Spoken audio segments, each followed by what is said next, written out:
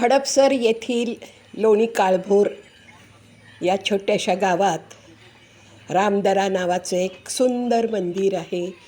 निसर्गरम्य अशा या ठिकाणावर आम्ही नेहमीच जात असतो. परवा भाऊ भाऊजय सगळे आले होते तेव्हा आम्ही सगळे तिथे गेलो होतो. गेल्याच प्रथमदर्शनी हत्तीची प्रतिकृती केलेली आहे. त्या हत्तीच्या प्रतिकृतीनेच आमचं जणू काही स्वागत केलं. आजूबाजूला बहरलेला निसर्ग, मंदिर, तळ्याच्या मधोमध असलेलं मंदिर आणि झाडांची प्रचंड अशी खाली पडलेली गार अशी सावली पाहून मन अगदी आमचं खूपच प्रसन्न झालं.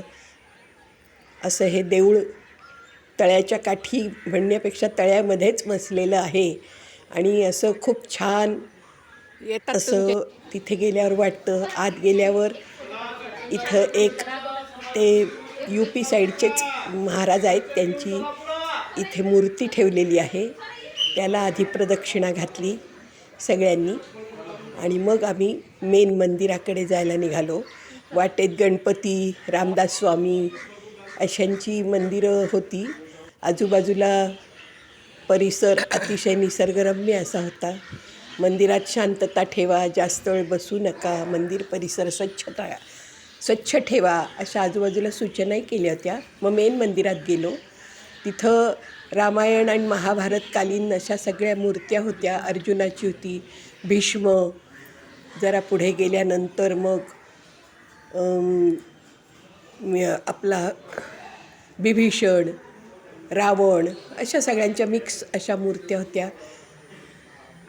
यज्ञपुरुष म्हणून होता, त्याची एक होती. कृष्ण, राम यांच्यासुद्धा मूर्त्या होत्या. म्हणजे सगळ्यांच्याच तिथे यज्ञपुरुष असं जो आहे त्याचीसुद्धा मूर्ती होती. भिंतीवर कोरलेली हरिहर भेट आपण मध्ये नुकतंच ते झालेलं पाहिलं होतं, त्यावेळेची ती हरिहरचं. नंतर ब्रह्माची मूर्ती, अशा सगळ्या या मूर्त्या तिथं आम्ही पाहत सनतकुमार वगैरे असं पाहत जरा पुढे गेलो. गोविंदसिंह, सगळ्या म्हणजे सर्वधर्मीय, विष्णूंची मूर्ती, अशा सगळ्या या मूर्त्या पाहत आजूबाजूच्या परिसराचा आनंद घेत आम्ही मंदिराला भोवती प्रदक्षिणा घालत होतो. नंतर नंदी दिसला. नंदीच्या समोर शंकराचं देऊळ होतं. अतिशय विलोभनीय असा हा नंदीची मूर्ती खूपच छान वाटली. शंकराचं मंदिर, शंकर पार्वतीचं, नंतर असं वेदव्यास, नंतर मोहिनीची पण मूर्ती होती, तुलसीदास, असं सगळे तिथे भिंतीत अशी ती चित्र कोरलेली असतात तशी ती होती. मोहिनीची पण होती.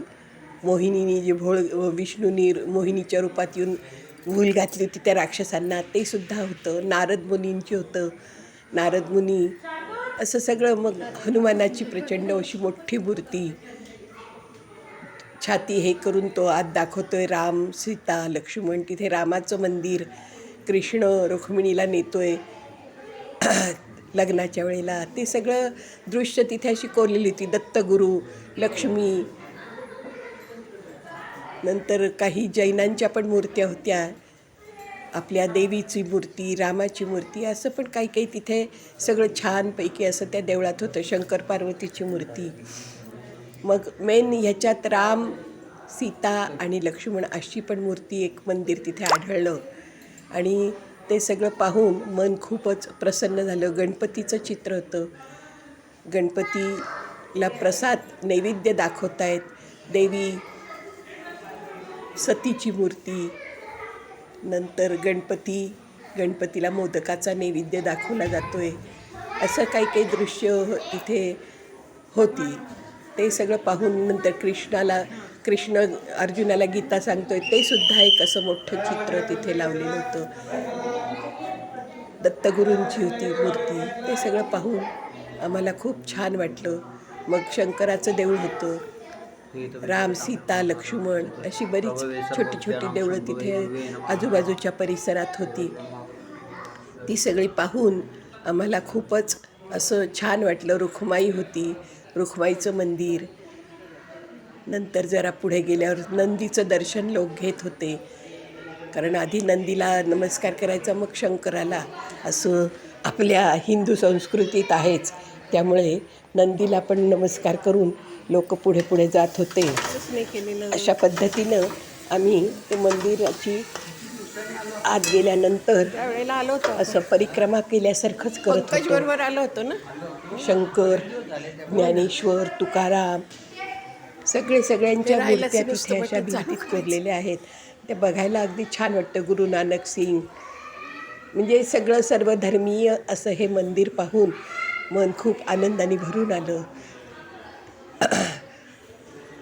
नामदेवांची मूर्ती, ज्ञानेश्वर महाराज, दुर्वास ऋषी, तुकाराम महाराज, असं एक मूर्ती दिसल्यामुळे आम्हाला खूपच छान वाटलं.